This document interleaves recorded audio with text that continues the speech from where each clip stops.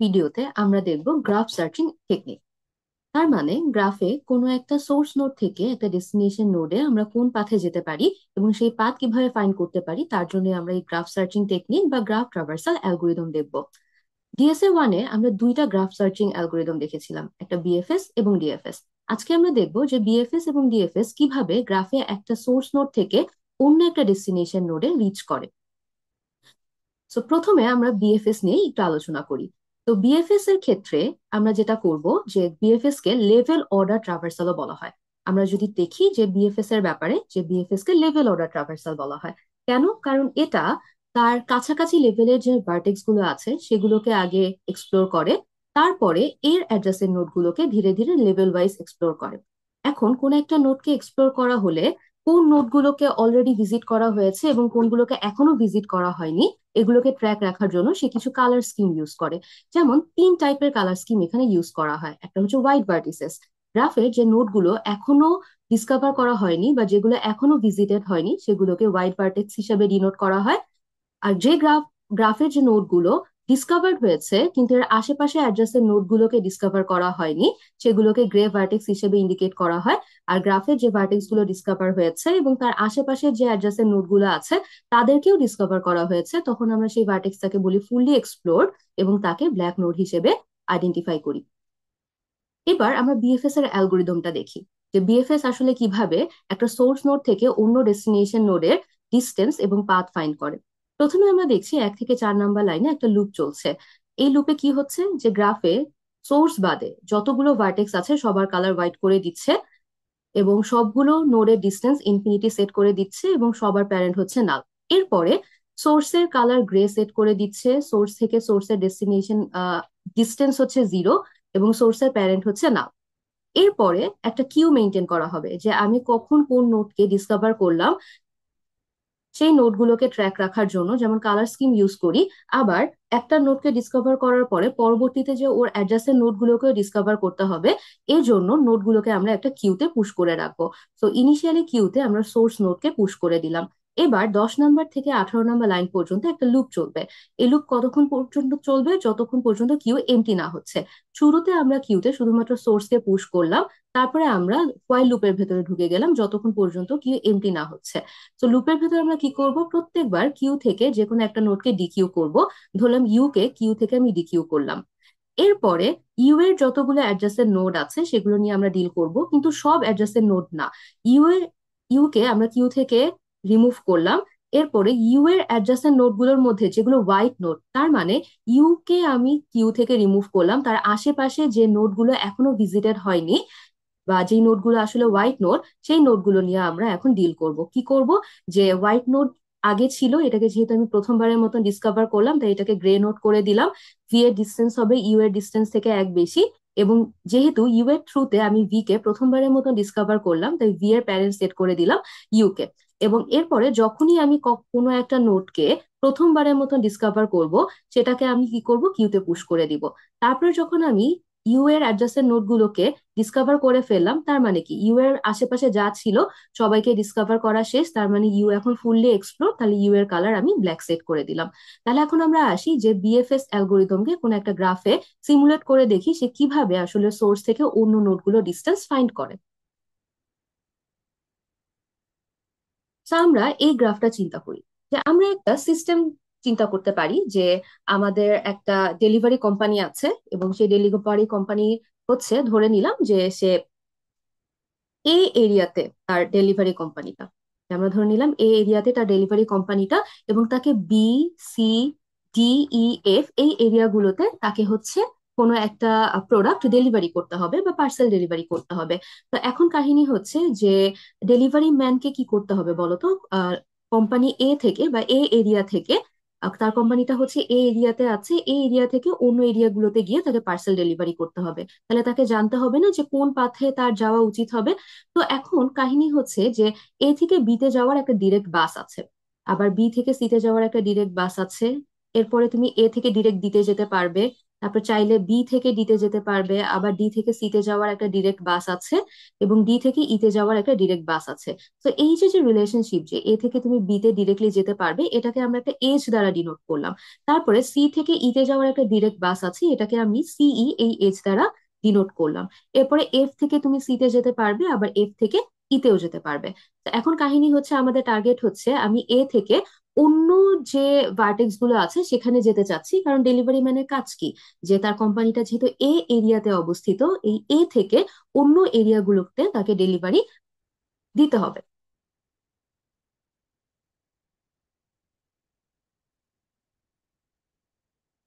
তাহলে এখন আমরা দেখি যে বিএফএস দিয়ে আমরা আসলে কিভাবে পাথ ফাইন্ড করব। তাহলে আমাদের এখন টার্গেট হচ্ছে যে find path from A to E. তাহলে আমরা এখন আমাদের কাজ হচ্ছে find path from A to E. তার মানে আমার সোর্স হচ্ছে এ, তার মানে আমার সোর্স হচ্ছে এ, আর আমার ডেস্টিনেশন হচ্ছে ই। তাহলে এখন বিএফএস অ্যাপ্লাই করে কিভাবে আমি এ থেকে ই তে পাথ খুঁজে বের করতে পারি। তাহলে আমরা যদি আরেকবার একটু অ্যালগোরিদমটা রিভিউ করে আসি, যে আমাদের অ্যালগোরিদম কি বলেছিল, যে প্রথমে গ্রাফে যতগুলো ভার্টেক্স আছে সোর্স বাদে সবাইকে হোয়াইট করে দিব, সবার ডিস্টেন্স নাল, এবং তার প্যারেন্ট হচ্ছে, সবার প্যারেন্ট হচ্ছে শুরুতে নাল সেট করে দিব। তার মানে আমি দুইটা অ্যারে মেনটেন করব, একটা হচ্ছে ডিস্টেন্সের অ্যারে, যে সোর্স থেকে ওই পার্টিকুলার ভার্টেক্স এর ডিস্টেন্স কত, আর একটা হচ্ছে প্যারেন্টের অ্যারে, যে কোনো একটা ভার্টেক্স এর ইমিডিয়েট প্যারেন্টকে। তারপরে ইনিশিয়ালাইজেশন হিসেবে কি করব, যে সোর্সের কালার গ্রে করে দিব, সোর্স থেকে সোর্সের ডিস্টেন্স 0 এবং সোর্সের প্যারেন্ট হচ্ছে না। তাহলে আমরা এই কাজ করে আসি, যে আমাদের প্রথম কথা দুইটা অ্যারে দরকার হবে, একটা হচ্ছে ডিস্টেন্সের অ্যারে, আর একটা হচ্ছে প্যারেন্টের অ্যারে। তাহলে আমি প্রথমে একটা ডিস্টেন্সের অ্যারে ড্র করে ফেলি। এখানে আমার টোটাল কয়টা নোড আছে, 1 2 3 4 5 6। তাহলে আমার অ্যারে সাইজ হবে 6।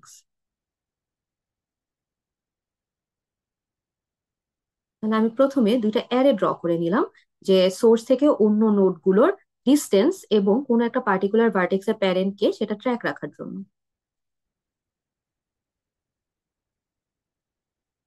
তাহলে এটা আমি ধরে নিলাম ডিস্টেন্স অ্যারে, আর এটা হচ্ছে আমার প্যারেন্টের অ্যারে। তাহলে ভার্টেক্স গুলো লিখে ফেলি, A B C D E এবং এফ। ওকে, তাহলে এবার আমরা আসি ইনিশিয়ালাইজেশনের কাজ করে ফেলি। যে শুরুতে আমাকে বলেছে যে সোর্স বাদে অন্য সব ভার্টেক্স হচ্ছে হোয়াইট, তাহলে সোর্স বাদে অন্য সব ভার্টেক্স কে আমি হোয়াইট মার্ক করে রাখি। যে হোয়াইট, এই হোয়াইট কি ইন্ডিকেট করে, যে আমি এখনো এই নোটগুলো, যে হোয়াইট নোটগুলো এখনো গ্রাফে ভিজিট করা হয়নি। তারপরে বাকি সবাই হচ্ছে ইনফিনিটি এবং সবার প্যারেন্ট হচ্ছে নাল, সেটা আর আলাদাভাবে সেট না করি।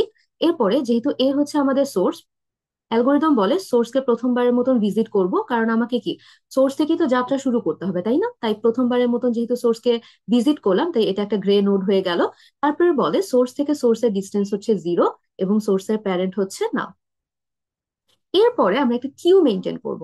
তাহলে কিউতে প্রথমে কে থাকবে, কিউতে প্রথমে আমি সোর্সকে পুশ করে দিলাম। এবার আমরা লুপের ভেতরে ঢুকবো। লুপের ভেতরে প্রত্যেকটা স্টেপে কি হবে, যে কিউ থেকে কোনো একটা এলিমেন্টকে আমি রিমুভ করব, তাহলে সেটাকে আমি ইউতে নিয়ে আসলাম। তাহলে কিউতে এ আছে, তাহলে শুরুতে আমি একেই রিমুভ করলাম। তাহলে এখন কিউ এর অবস্থা কি, যে কিউতে আপাতত কেউ নেই। তাহলে এবার আমার কাজ কি, যে আমরা যদি অ্যালগোরিদমটা আরেকবার একটু দেখে আসি, যে সোর্স থেকে আমি, যখন আমি কিউ থেকে কোনো একটা নোডকে রিমুভ করব, তার কাজ কি হবে। যে সোর্স থেকে প্রথমে আমি কিউ থেকে আমি প্রথমে ইউ কে রিমুভ করলাম। তারপর ইউ এর আশেপাশে যে হোয়াইট অ্যাডজাসেন্ট নোড গুলো আছে, তার মানে ইউ এর আশেপাশে যে নোড গুলো এখনো ভিজিট করা হয়নি, তার মানে তারা হচ্ছে হোয়াইট নোড, সেগুলোকে আমি প্রথমবারের মতন ভিজিট করলাম। তাহলে সেগুলোকে আমি গ্রে দিয়ে ইন্ডিকেট করলাম। গ্রে কি বলে, যে এই নোডগুলো ডিসকভার্ড হয়েছে কিন্তু এখনো এটা ফুললি এক্সপ্লোর হয়নি, তার মানে তার আশেপাশের নোডগুলোকে এখনো ভিজিট করা হয়নি বা এক্সপ্লোর করা হয়নি। তারপর হচ্ছে ভি এর ডিস্টেন্স, ইউ এর ডিস্টেন্স থেকে এক বেশি হবে, ভি এর প্যারেন্ট সেট করে দিব ইউ কে। আর যখনই কোনো একটা নোডকে প্রথমবারের মতন আমরা এনকাউন্টার করব, তাকে আমরা কিউতে পুশ করে দিব। আর যখনই ইউ এর আশেপাশে সবগুলো নোড ডিসকভার হয়ে যাবে, তার মানে ইউ ফুললি এক্সপ্লোর, তখন ইউ এর কালার আমরা ব্ল্যাক সেট করে দিব। তাহলে আমরা সিমুলেশনে ব্যাক করি, যে আমাদের কি বলছে, যে আমি ইউ কে যেহেতু রিমুভ করলাম, এবার ইউ এর আশেপাশে যে অ্যাডজাসেন্ট নোড গুলো আছে এখন আমরা সেগুলো নিয়ে ডিল করব। তাহলে আমরা যদি দেখি যে ইউ এর আশেপাশে কোন কোন অ্যাডজাসেন্ট নোড আছে, যে ইউ এর আশেপাশে প্রথম অ্যাডজেসেন্ট নোড হচ্ছে বি, এবং আরেকটা অ্যাডজাসেন্ট নোড হচ্ছে ডি। এরা দুজনই কিন্তু হোয়াইট নোড, তার মানে বি এবং ডি এখনো পর্যন্ত ভিজিট হয়নি। তাহলে এখন আমরা কি করলাম বলতো, বি কে এ রেসপেক্টে ডিসকভার করলাম, আবার ডি কেও এ রেসপেক্টে ডিসকভার করলাম। তাহলে কি বলেছি, যে যখনই কোনো একটা নোটকে আমরা প্রথমবারের মতো ডিসকভার করব, এটা এখন আর হোয়াইট নোট থাকবে না, এটা এখন হয়ে যাবে একটা গ্রে নোট। বি এবং ডি এরা দুইজনই গ্রে নোট হয়ে যাবে। তারপরে যখনই কোনো একটা নোটকে আমরা প্রথমবারের মতন ডিসকভার করব, আমরা কি করব, তাকে কিউতে পুশ করে দিব। তাহলে আমি বি এবং ডি কে প্রথমবারের মতন ডিসকভার করলাম, কারণ এরা হোয়াইট নোট ছিল, তাই এদেরকে আমি কিউতে পুশ করে দিলাম। এবার বি এর ডিস্টেন্স কি হবে, বি এর ডিস্টেন্স হবে তার প্যারেন্টের ডিস্টেন্স থেকে এক বেশি। বি কে আমি কার রেসপেক্টে ডিসকভার করলাম, এ রেসপেক্টে, তাহলে বি এর প্যারেন্ট হচ্ছে এ। আবার ডি কে আমি কার রেসপেক্টে ডিসকভার করলাম, এ রেসপেক্টে, তাহলে ডি এর প্যারেন্ট হচ্ছে এ। আর বি এর ডিস্টেন্স কি হবে, তার প্যারেন্টের ডিস্টেন্স থেকে এক বেশি। প্রথমে আমরা কি দেখেছিলাম, এর ডিস্টেন্স হচ্ছে জিরো, তাহলে বি এর ডিস্টেন্স কি হবে, জিরো প্লাস ওয়ান, তার প্যারেন্টের ডিস্টেন্স থেকে এক বেশি, তাহলে বি এর ডিস্টেন্স হচ্ছে ওয়ান। আবার ডি, ডি এর প্যারেন্ট হচ্ছে এ, তাহলে ডি এর ডিস্টেন্স কত হবে, তার প্যারেন্টের ডিস্টেন্স থেকে এক বেশি, তাহলে জিরো প্লাস ওয়ান, ওয়ান।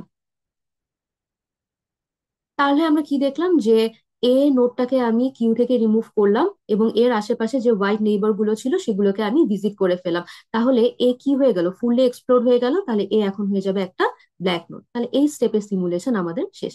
এবার আমরা স্টেপ টু তে যাই, একই কাজ।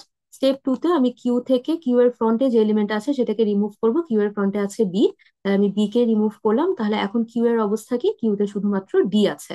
তাহলে আমরা বি কে কিউ থেকে রিমুভ করলাম। তাহলে এবার আমার কাজ কি বলতো, বি এর আশেপাশে যে হোয়াইট অ্যাডজাসেন্ট আছে তাদেরকে এক্সপ্লোর করা বা ডিসকভার করা।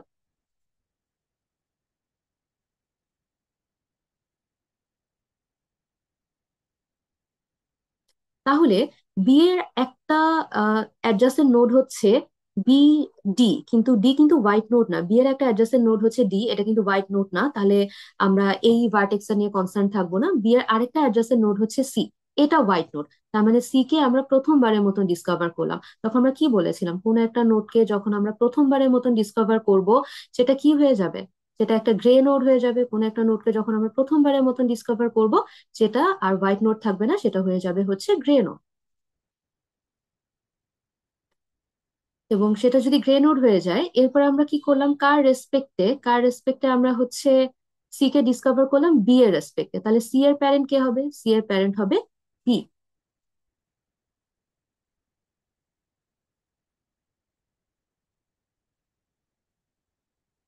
তাহলে সি এর প্যারেন্ট হয়ে যাবে হচ্ছে বি। আর সি এর ডিস্টেন্স কত হবে, সি এর ডিস্টেন্স হবে তার প্যারেন্টের ডিস্টেন্স থেকে এক বেশি। তার প্যারেন্ট হচ্ছে বি, বি এর ডিস্টেন্স হচ্ছে ওয়ান, তাহলে সি এর ডিস্টেন্স হবে। তারপরে আমরা বি কে কিউ থেকে রিমুভ করেছিলাম। বি এর দুইটা অ্যাডজাসেন্ট নোড ছিল, একটা হচ্ছে সি যেটা হোয়াইট নোড ছিল, তাই আমরা সি কে আপডেট করলাম। ও যখনই আমরা কোনো একটা নোডকে প্রথমবারের মতো ডিসকভার করব, সেটাকে কি করব, কিউতে পুশ করে ফেলবো। এবং সেটা আর হোয়াইট নোড থাকবে না, গ্রে নোড হয়ে যাবে। সি কে যেহেতু বি এর রেসপেক্টে ডিসকভার করলাম, তাই সি এর প্যারেন্ট হয়ে গেল বি। আর সি এর ডিস্টেন্স কত হবে, তার প্যারেন্টের ডিস্টেন্স থেকে এক বেশি। তার প্যারেন্ট হচ্ছে বি, যার ডিস্টেন্স ছিল ওয়ান, তাহলে সি এর ডিস্টেন্স হবে টু। বি এর আরেকটা অ্যাডজাসেন্ট নোড ছিল ডি, কিন্তু এটা হোয়াইট নোড ছিল না, তার মানে ডি আগে থেকেই অলরেডি ভিজিটেড ছিল, তাই ডি কে আর নতুন ভাবে বারবার ভিজিট করার দরকার নেই। তাহলে আমাদের এই স্টেপের সিমুলেশন এই পর্যন্তই। এবার আমরা স্টেপ থ্রিতে আসি। এখন কতক্ষণ পর্যন্ত স্টেপ গুলো চলবে, যতক্ষণ পর্যন্ত কিউ এমটি না হচ্ছে। এরপর আমরা কিউ এর ফ্রন্টে যে আছে তাকে রিমুভ করলাম, সে হচ্ছে ডি। এরপর আমাদের কাজ কি, যে ডি এর আশেপাশে যে হোয়াইট নেইবার গুলো আছে সেগুলোকে এক্সপ্লোর করা। ডি এর একটা নেইবার হচ্ছে সি, যেটা কিন্তু হোয়াইট নোট না। ও আচ্ছা, এর আগের স্টেপে বি এর আশেপাশে সবগুলোকে যেহেতু আমি এক্সপ্লোর করে ফেলেছি, তাহলে বি এখন একটা ব্ল্যাক নোট হয়ে যাবে। এবার ডি এর একটা অ্যাডজাসেন্ট নোড হচ্ছে সি, কিন্তু সি অলরেডি গ্রে, তার মানে এটা আগে কখনো ভিজিটেড হয়েছে, তো আবার নতুন ভাবে ভিজিট করার কোনো দরকার নেই। ডি এর আরেকটা অ্যাডজাসেন্ট নোড হচ্ছে ই, এটা হচ্ছে হোয়াইট নোড। তাহলে আমরা কি বলেছি, যখনই কোনো একটা নোডকে আমরা প্রথমবারের মতন ডিসকভার করব, সেটাকে কি করবো, আমরা কিউতে পুশ করব। ডি কে কিউ থেকে রিমুভ করার পরে কিউতে ছিল সি, এখন ডি এর রেসপেক্টে নতুন ভাবে আমরা ই কে ডিসকভার করলাম। তাহলে যখনই কোনো একটা নোডকে আমরা প্রথমবারের মতন ডিসকভার করব, সেটাকে কিউতে পুশ করে দিব। তাহলে ইউ কে যেহেতু আমি ডিসকভার করে ফেলেছি, E will no longer be a white node, এখন এটা একটা গ্রে নোড হয়ে যাবে। ই কে কার রেসপেক্টে ডিসকভার করলাম, ডি এর রেসপেক্টে, তাহলে ই এর প্যারেন্ট হচ্ছে ডি। আর ই এর ডিস্টেন্স কি হবে, তার প্যারেন্টের ডিস্টেন্স থেকে এক বেশি, তার প্যারেন্ট হচ্ছে ডি, ডি এর ডিস্টেন্স ওয়ান, তাহলে ই এর ডিস্টেন্স হবে 2।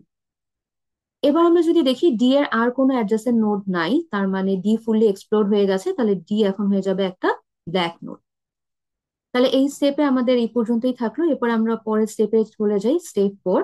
কি করব, কিউ এর ফ্রন্টে যে এলিমেন্ট আছে তাকে রিমুভ করব। ফ্রন্টে আছে সি, তাই সি কে রিমুভ করলাম। এবার কাজ কি, সি এর আশেপাশে যে হোয়াইট নোট গুলো আছে সেগুলোকে ডিসকভার করা। এখন আমরা যদি দেখি সি এর একটাই অ্যাডজাসেন্ট নোট, সে হচ্ছে ই, যেটা কিন্তু কি বলতো যে অলরেডি ডিসকভার। তো তার মানে সি এর রেসপেক্টে নতুন কোনো হোয়াইট নোট নাই। তাহলে সি এর রেসপেক্টে আমরা আর কাউকে এক্সপ্লোর করতে পারলাম না। তাহলে কিউতে ছিল সি আর ই, সি রিমুভ করার পরে বাকি থাকলো ই।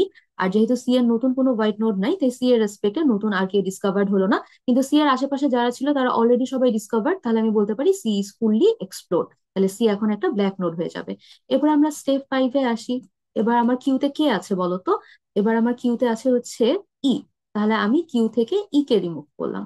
এবার আমার কাজ কি বলতো, এখন কিউতে শুধু ই ছিল, কিউ থেকে যখন ই কে রিমুভ করলাম তাহলে কিউতে আপাতত কেউ নেই।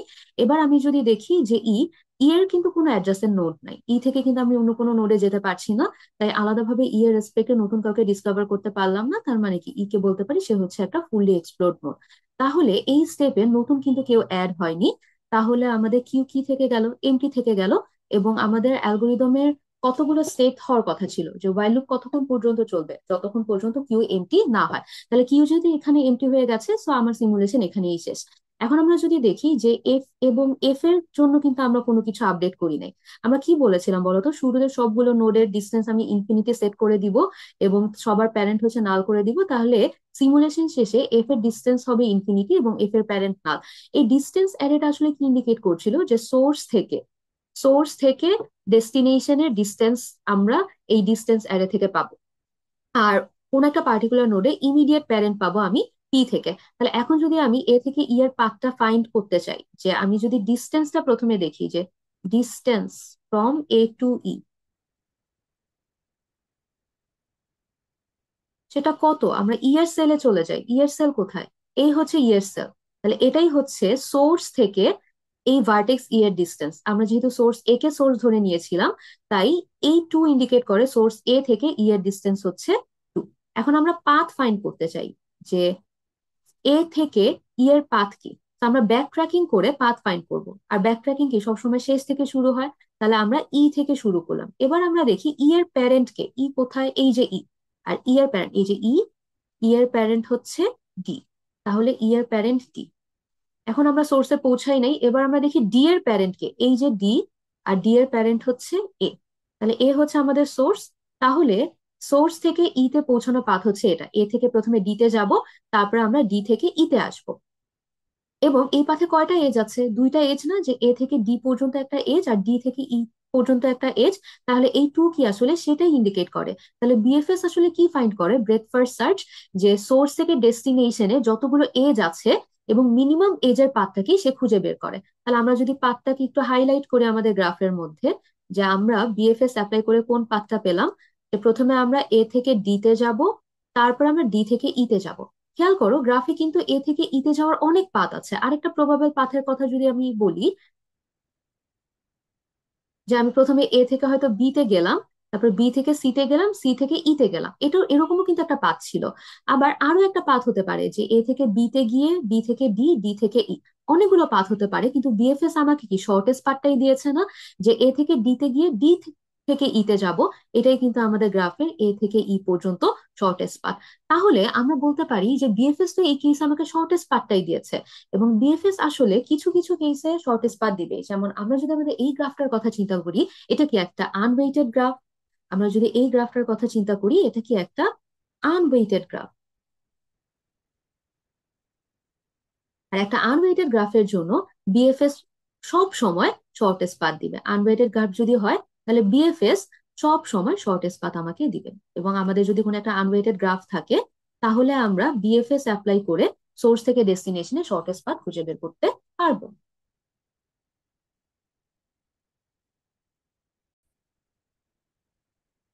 এবার আমরা বিএফএস এর টাইম কমপ্লেক্সিটি দেখব, যে বিএফএস এর রান টাইম কত। এখন বিএফএস এর রান টাইম দেখার আগে আমরা একটু অ্যালগোরিদমটা আরেকবার একটু রিভিউ করে আসি এবং প্রত্যেকটা লাইনের জন্য আমরা টাইম কমপ্লেক্সিটি দেখব। তো এর আগে আমাদের কিছু নোটেশন সম্পর্কে একটু জেনে আসতে হবে, যে আমরা গ্রাফে ভার্টেক্স গুলোকে কিভাবে রিপ্রেজেন্ট করতে পারবো। তাহলে আমরা একটু একটা জিনিস দেখি, যে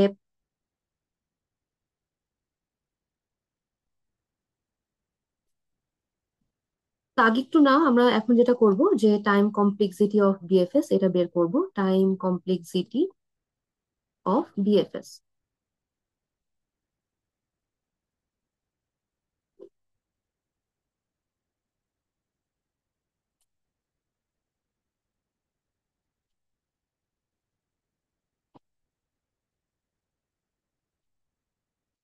বিএফএস এর টাইম কমপ্লেক্সিটি বের করার সময় আমাদের কিছু নোটেশন সম্পর্কে আসলে একটু আইডিয়া থাকতে হবে, যে আমরা কিভাবে টাইম কমপ্লেক্সিটিকে রিপ্রেজেন্ট করবো। প্রথমে একটু লিখে নাও যে নাম্বার অফ ভার্টিসেস, একটা গ্রাফে যতগুলো ভার্টিসেস থাকবে এটাকে আমি এন দ্বারা রিপ্রেজেন্ট করি, অথবা এটাকে আমি কার্ডিনালিটি অফ ভি দ্বারা রিপ্রেজেন্ট করি, যেখানে ভি হচ্ছে সেট অফ ভার্টিসেস।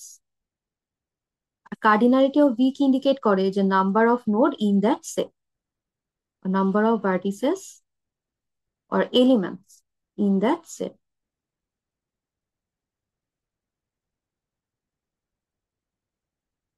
আরেকটা জিনিস জানতে হবে যে গ্রাফে কতগুলো এজেস আছে, নাম্বার অফ এজেস, যেটাকে আমরা এম দ্বারা রিপ্রেজেন্ট করব, সেটাকে আবার কার্ডিনালিটি অফ ই দ্বারা রিপ্রেজেন্ট করা হয়, যেখানে ই হচ্ছে সেট অফ এজেস। তাহলে কার্ডিনালিটি অফ ই কি বলবে, যে number of edges in the set. তাহলে আমরা জাস্ট এই দুইটা নোটেশন সম্পর্কে জানবো। কোনো কোনো কেসে এন এবং এম দিয়ে বিএফএস এর টাইম কমপ্লেক্সিটি রিপ্রেজেন্ট করা হয়, আবার কোনো কোনো কেসে ভি এবং ই দিয়ে টাইম কমপ্লেক্সিটি রিপ্রেজেন্ট করা হয়। তো যেভাবে আসুক আমরা যেন বুঝতে পারি যে আসলে কি ইন্ডিকেট করা হচ্ছে। এবার তাহলে আমরা আমাদের অ্যালগোরিদমে ফিরে আসি।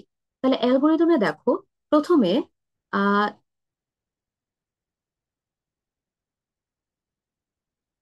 ওকে, তাহলে আমরা যদি অ্যালগোরিদমে 1 থেকে 4 নাম্বার লাইন দেখি, এটাকে একটা ওয়াইল লুপ, ফর লুপ চলছে। এবং এই ফর লুপ কি করছে, গ্রাফে যতগুলো ভার্টেক্স আছে সোর্স বাদে সবার কালার হোয়াইট করে দিচ্ছে, সবার ডিস্টেন্স প্রথমে ইনফিনিটি সেট করে দিচ্ছে, এবং সবার প্যারেন্ট হচ্ছে নাল সেট করে দিচ্ছে। তাহলে কি হচ্ছে বলতো, যে এটা কতবার চলবে এই লুপটা, যে গ্রাফের যতগুলো ভার্টেক্স আছে সোর্স বাদে সবগুলো ভার্টেক্স এর জন্য। তার মানে কি গ্রাফের কতগুলো ভার্টেক্স আছে, ভি ভি সংখ্যক ভার্টেক্স আছে, তাহলে এটাকে আমি অর্ডার অফ ভি দ্বারা রিপ্রেজেন্ট করতে পারি। অথবা অথবা যদি আমি এন এর রেসপেক্টে রিপ্রেজেন্ট করি, যে অর্ডার অফ এন, তাহলে 1 থেকে 4 নাম্বার লাইনে টাইম কমপ্লেক্সিটি হচ্ছে অর্ডার অফ ভি। অথবা যদি এন এর রেসপেক্টে রিপ্রেজেন্ট করো তাহলে অর্ডার অফ এন। এবার 5 থেকে 9 নাম্বার লাইন কি করছে বলতো, সোর্সের কালার গ্রে সেট করে দিচ্ছে, সোর্স থেকে সোর্সের ডিস্টেন্স 0, সোর্সের প্যারেন্ট হচ্ছে নাল, একটা কিউ এমটি কিউ ডিক্লেয়ার করলো, তারপর কিউতে সোর্সকে পুশ করে দিল। তাহলে এগুলো কি সিঙ্গেল স্টেটমেন্ট না? আর সিঙ্গেল স্টেটমেন্টের টাইম কমপ্লেক্সিটি আমি কত জানি, অর্ডার অফ 1। এরপরে আমাদের while লুপ, কিউ যতক্ষণ পর্যন্ত এমটি না হচ্ছে ততক্ষণ পর্যন্ত কি হবে, আমার লুপটা চলতে থাকবে। তাহলে কিউ আসলে কিভাবে কাজ করে, যে আমি প্রথমে সোর্সকে কিউতে পুশ করলাম, এরপরে যখনই আমি কোনো একটা নোডকে প্রথমবারের মতন ভিজিট করি সেই নোডটাকে আমি কিউতে পুশ করে দিই। তার মানে গ্রাফের প্রত্যেকটা নোড কিন্তু একবার করেই ডিসকভার হবে, তাই না? গ্রাফের প্রত্যেকটা নোড একবার করেই ডিসকভার হবে। তাহলে প্রত্যেকটা নোড যদি একবার করে ডিসকভার হয়, কারণ আমরা খেয়াল করো আমরা কিন্তু হোয়াইট নোড গুলোকেই আবার হচ্ছে গিয়ে ডিল করি, আমরা কিন্তু কোনো একটা নোট যদি অলরেডি ভিজিটেড হয় সেটা নিয়ে কিন্তু আর ডিল করি না। তার মানে প্রত্যেকটা নোটকে প্রথমবারের মতন ভিজিট করার সাথে সাথে আমি কিউতে পুশ করে দিচ্ছি। তার মানে প্রত্যেকটা নোট একবার একবার করে কিউতে পুশ হবে। আর প্রত্যেকবার কিউ থেকে একটা করে এলিমেন্ট যদি আমি রিমুভ করি, তাহলে এই লাইনটা কি, যতগুলো ভার্টেক্স আছে ঠিক ততবার চলবে। তাহলে 10 নাম্বার লাইনে টাইম কমপ্লেক্সিটি হচ্ছে অর্ডার অফ ভি। 10 নাম্বার লাইনে টাইম কমপ্লেক্সিটি হচ্ছে অর্ডার অফ ভি। এরপরে যদি আমরা দেখি যে আমি যতবারই কিউতে ঢুকবো কিউ থেকে একটা এলিমেন্টকে রিমুভ করব, তাহলে আউটার লুপ কি, যদি ভি টাইমস চলে তাহলে যতবার লুপের ভেতরে ঢুকবো ততবারই আমি লুপের ভেতরে একটা এলিমেন্টকে কিউ থেকে রিমুভ করব। এবার দেখো এরপরে ভিতরে একটা ইনার লুপ আছে, ফর লুপ, যে for each V adjacent to U. তার মানে আমি যাকে কিউ থেকে রিমুভ করলাম তার যে অ্যাডজাসেন্ট নোড গুলো আছে তাদের মধ্যে যার কালার হোয়াইট, তার মানে তাকে আমি প্রথমবারের মতন ডিসকভার করলাম, তাই তাকে গ্রে করে দিলাম, তার ডিস্টেন্স হবে ইউ এর ডিস্টেন্স থেকে এক বেশি, এবং তার প্যারেন্ট সেট করে দিলাম হচ্ছে ইউ কে। এবং যখনই কোনো একটা নোডকে আমি প্রথমবারের মতন ডিসকভার করলাম তার কে কি করলাম, কিউতে পুশ করে দিলাম। তাহলে এই যে যে 12 থেকে 17 নাম্বার লাইন, এই ইনার লুপটা আসলে কতবার চলবে? আমরা যদি দেখি যে ইনার লুপটা কি আসলে ডিপেন্ডেন্ট, যে এটা কি আউটার লুপের উপর ডিপেন্ড করে নাকি এটাকে ইন্ডিপেন্ডেন্ট লুপ। তাহলে কি করছে বলতো ইনার লুপে, যে একটা গ্রাফের আমি কোনো একটা ভার্টেক্স কে রিমুভ করলাম কিউ থেকে, তার আশেপাশে যে অ্যাডজাসেন্ট নোড গুলো আছে সেগুলোকে আমি ভিজিট করি। তাহলে এখানে যদি তোমরা দেখো এটা কিন্তু একটা ইন্ডিপেন্ডেন্ট লুপ না, কারণ এক একটা ভার্টেক্স এর অ্যাডজাসেন্ট নোড কিন্তু ডিফারেন্ট ডিফারেন্ট অ্যাডজাসেন্ট নোড হবে। তাহলে আমরা একটা ছোট এক্সাম্পল দিয়ে যাচ্ছি যে এটা আসলে কেমন হতে পারে।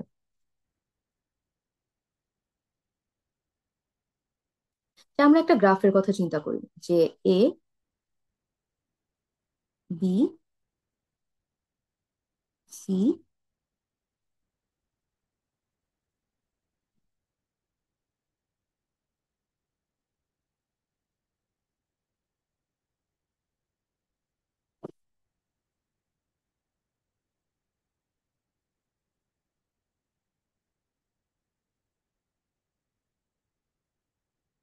আমরা এরকম এরকম একটা গ্রাফের কথা চিন্তা করি।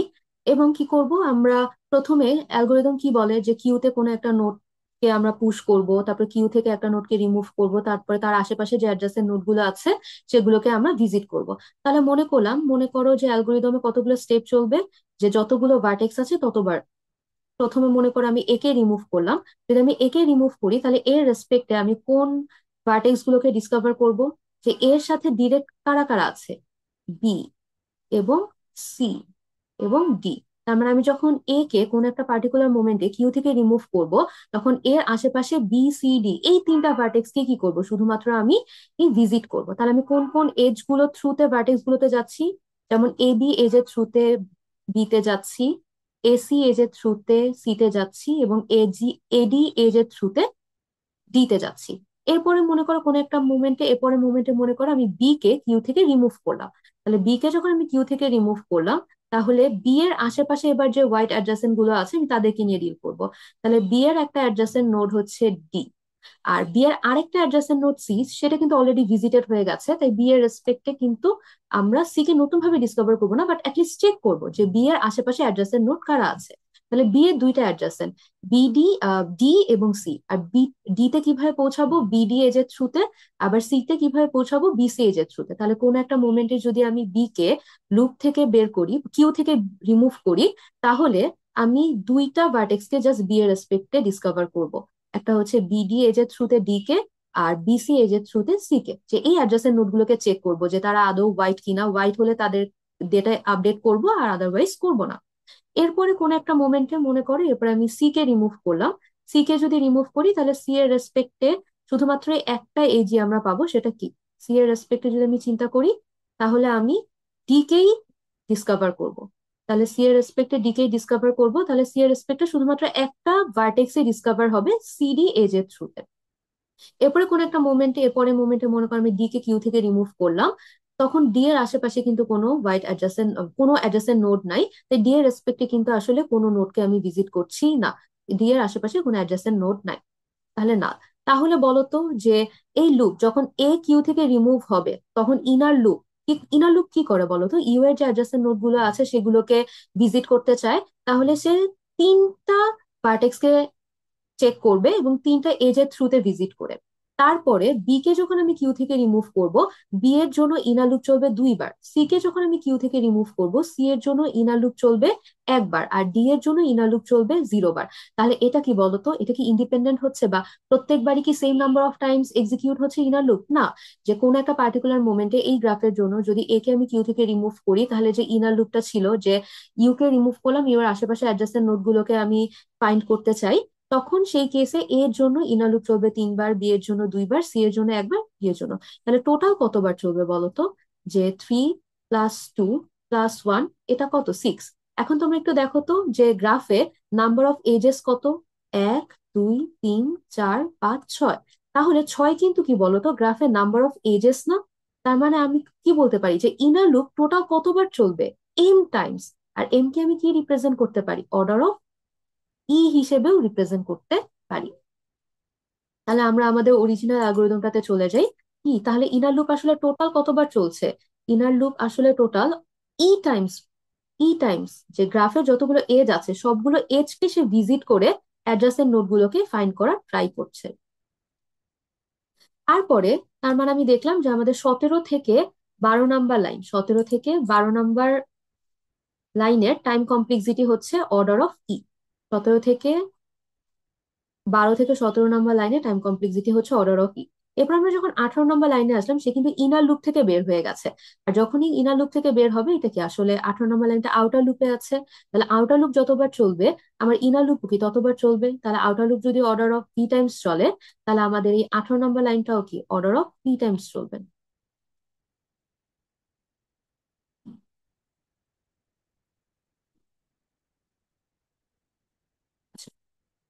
16 নম্বর লাইনটা হচ্ছে অর্ডার অফ ভি টাইমস চলবে। তাহলে আমরা দেখলাম যে প্রথমে আমাদের 1 থেকে 4 নম্বর লাইন, এটা হচ্ছে গ্রাফে যতগুলো ভার্টেক্স আছে সবাইকে কি করছে, কালার হোয়াইট করে দিচ্ছে, ডিস্টেন্স ইনফিনিটি আর প্যারেন্ট নাল সেট করে দিচ্ছে। তাহলে এটাকে অর্ডার অফ ভি টাইমস চলবে প্রত্যেকটা ভার্টেক্স এর জন্য। 5 থেকে 9 নম্বর লাইনে যে সিম্পল স্টেটমেন্ট, তাই এগুলো অর্ডার অফ ওয়ান টাইম। এরপরে হচ্ছে যতক্ষণ পর্যন্ত কি এমটি না হচ্ছে, 10 নম্বর লাইন। তার মানে আমরা জানি কিউতে প্রত্যেকটা এলিমেন্টকে একবার করে পুশ করব, তারপরে একটা একটা করে রিমুভ করব, তাহলে গ্রাফে যতগুলো ভার্টেক্স আছে আমার আউটার লুপ কি ঠিক ততবারই চলবে, তাহলে অর্ডার অফ ভি টাইমস। তারপরে 11 নম্বর লাইন, আমি যতবার লুপের ভেতর ঢুকবো ততবারই কিউ থেকে একটা এলিমেন্টকে রিমুভ করা হবে, তাহলে আউটার লুপ যদি ভি টাইমস চলে তাহলে 11 নম্বর লাইনেও ভি টাইমসই চলবে। তারপরে 12 থেকে 17 পর্যন্ত একটা ইনার লুপ আছে। আমরা দেখলাম যে কোনো একটা পার্টিকুলার মোমেন্টে যদি আমি কোনো একটা নোডকে কিউ থেকে রিমুভ করি, তাহলে তার আশেপাশে যে অ্যাডজাসেন্ট নোড গুলো ফাইন্ড করবো, এগুলো এক একটা নোডের জন্য এক এক রকম। তখন আমরা টোটাল দেখেছিলাম যে ওই গ্রাফের রেসপেক্টে সবগুলো ভার্টেক্স এর জন্য যখন আমরা অ্যাডজাসেন্ট নোড গুলোকে ফাইন্ড করি, তখন টোটাল সবগুলো এজ আসলে ভিজিট করি। তাহলে গ্রাফে যতগুলো এজ আছে, তাহলে ইনার লুপের টোটাল টাইম কমপ্লেক্সিটি তত হবে। তারপরে হচ্ছে 18 নম্বর লাইনে যদি আসি, যে 18 নম্বর লাইন এটা কি ইনার লুপ থেকে বের হয়ে এটা আউটার লুপে আছে, তাহলে আউটার লুপ যতবার চলবে 18 নম্বর লাইন ততবার চলবে। আউটার লুপ যদি ভি টাইমস চলে তাহলে ইনার লুপও কি ভি টাইমস চলবে। তাহলে এর উপর বেস করে এখন আমরা যদি টোটাল টাইম কমপ্লেক্সিটির কথা বলি, তাহলে কত হবে?